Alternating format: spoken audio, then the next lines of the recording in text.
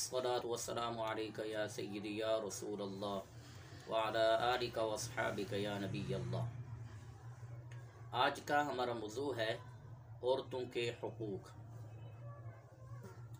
اللہ تعالیٰ نے سورۃ النساء میں خواتین مستورات عورتوں کے حقوق کا تذکرہ فرمایا ہے۔ سورۃ النساء کی پہلی آیت میں اللہ تعالیٰ نے اپنی عظمت اور مخلوق پر شفقت کا ذکر فرمایا ہے۔ چونکہ یہاں پہلی آیت میں اللہ تعالیٰ نے اپنے سے ڈرنے کا حکم فرمایا، وجہ یہ ہے کہ اس صورت میں یتیموں، بیووں اور دیگر مستحقین کے حقوق بیان ہو رہے ہیں، تو ان کی ادائیگی میں چونکہ انسان سستی کرتا ہے، اس کی ادائیگی میں کوتاہی کرتا ہے، تو اللہ تعالیٰ نے ابتدا میں یہ ارشاد فرمایا، یا ایھا الناس اتقوا ربکم، اے لوگو تم اپنے رب سے ڈرو۔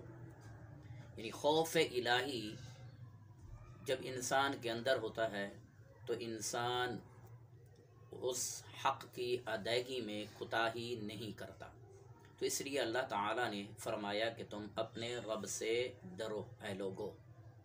جب انسان کے اندر خوف الہی ہوگا تو اس وقت عورت کے حقوق میں انسان کوتاہی نہیں کرے گا۔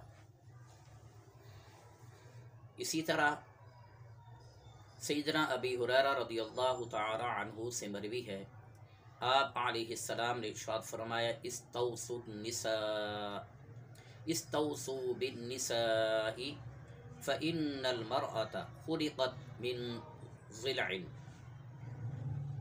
عورتوں سے بھلائی کرو کیونکہ عورت یہ پسلی سے پیدا کی گئی ہے۔ اللہ تعالیٰ نے عورت کو مرد کی پسلی سے پیدا کیا۔ سیدنا آدم علیہ السلام کی پسلی سے اللہ تعالیٰ نے حضرت حوا علیہ السلام رضی اللہ تعالی عنہا کو پیدا فرمایا۔ تو اس میں نبی صلی اللہ علیہ وسلم نے ارشاد فرمایا کہ پسلی کا بالائی حصہ ٹیڑھا ہوتا ہے، تو اس سے عورت کو پیدا کیا۔ تو اگر عورت کو، کیونکہ یہ صنف نازک ہے اور اگر اسے زور سے دبایا جائے، جس طرح ٹیڑھی لکڑی ہو اسے انسان زور سے دبائے تو اس کے ٹوٹنے کا خدشہ ہوتا ہے، تو اسی طرح عورت کو مارنے سے بھی ٹیڑھا ہونے کا خدشہ ہوتا ہے اور عورت کے صنف نازک پر اس کے برے اثرات پڑتے ہیں۔ تو اس وجہ سے اللہ پاک نے ارشاد فرمایا کہ تم عورتوں کے حقوق ادا کرنے میں اللہ تعالیٰ سے ڈرتے رہو۔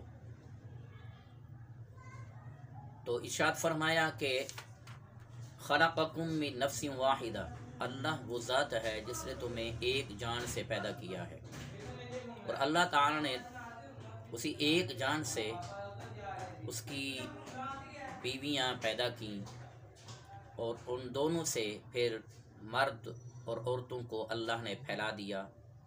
پھر ارشاد فرمایا، اللہ پاک سے ڈرو جس کے ذریعے سے، جس کے نام سے تم سوال کرتے ہو، مانگتے ہو، والارحام، اور رشتوں کی پامالی سے بھی ڈرو، بے شک اللہ تعالیٰ تم پر نگہبان ہے۔ سامعین، اس آیہ کریمہ میں اللہ تعالیٰ نے اپنی عظمت اور مخلوق پر شفقت کا ذکر فرمایا۔ آدم علیہ السلام کی تخلیق کے ساتھ ساتھ اللہ تعالیٰ نے حضرت حوا علیہ السلام کو پیدا کیا، پھر ان دونوں سے اللہ تعالیٰ نے کثیر تعداد میں مرد اور عورتوں کو پیدا فرمایا، اور ارشاد فرمایا کہ تم اللہ کے نام سے مانگتے ہو، تو لہذا تم ان کے حقوق کی ادائیگی میں بھی اس ذات سے ڈرتے رہو۔ اور والارحام میں فرمایا رشتوں کی پامالی بھی نہ کرو، رشتوں کے ساتھ قطع تعلقی نہ کرو۔ اللہ تعالی ہم سب کا نگہبان ہے۔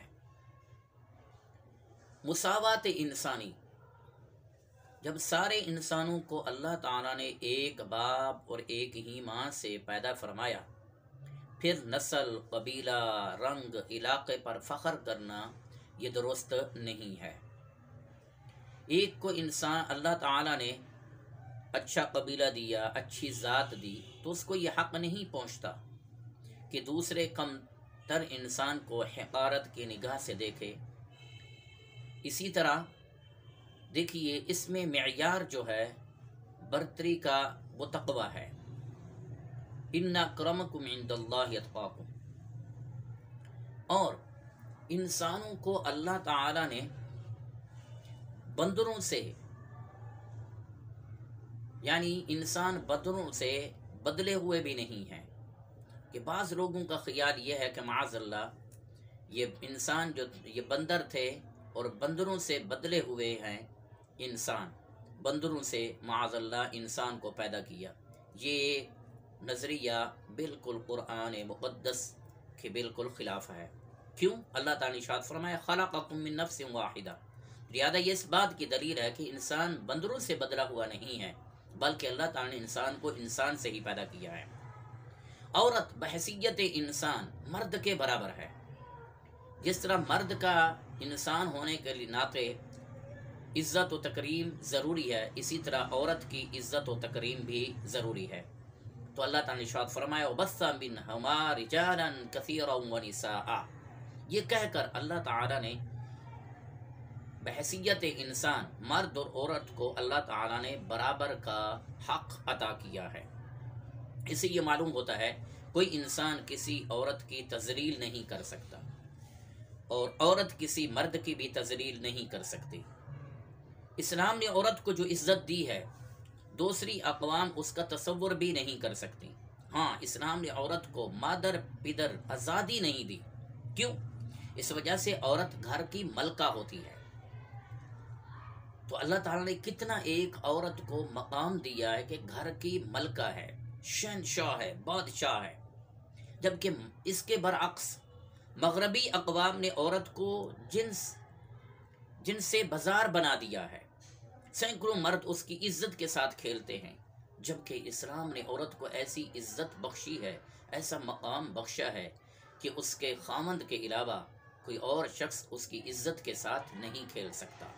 تو لہذا یہ اسلام نے عورت کو بہت بلند مرتبہ عطا فرمایا ہے۔ تو اللہ پاک سے دعا کرتے ہیں اللہ تعالی تمام عورتوں کی حفاظت فرمائے، اللہ تعالی ہم سب کو قرآن کا فہم، حدیث کا فہم نصیب فرمائے۔ وما علی الا البلاغ المبین۔